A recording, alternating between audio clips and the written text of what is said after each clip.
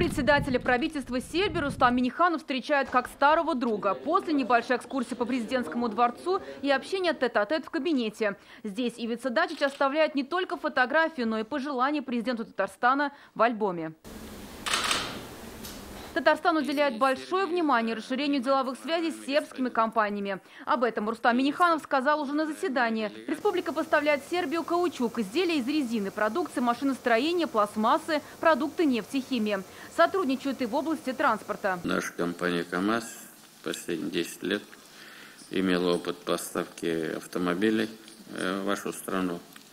Ну и в свою очередь КАМАЗ закупает комплектующие у сербских компаний. В прошлом году Казанский вертолетный завод поставил 3 вертолета Ми-17. Как итог, рост товарооборота между республиками до 100 миллионов долларов. Но это далеко не предел, утверждает Рустам Минниханов. Потенциал для развития взаимоотношений большой. Автомобильное строение и производство компонентов, IT-направления и другие высокие технологии.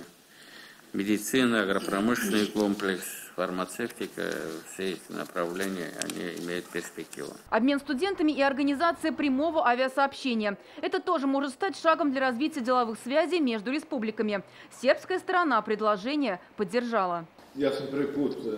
Я впервые в Казани и в Татарстане и приятно удивлен тем потенциалом, который есть у Татарстана. Считаю, что есть очень хорошие возможности для укрепления наших взаимных связей. Напомнил Рустам Минниханов и о том, что в этом году Россия отмечает 75-ю годовщину победы в Великой Отечественной войне.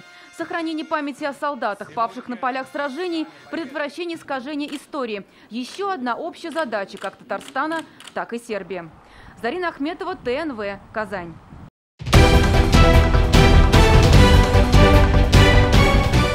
Все новости дня, выпуски программы «Новости Татарстана», программы и фильмы на сайте tnv.ru и на YouTube-канале ТНВ. Подписывайтесь.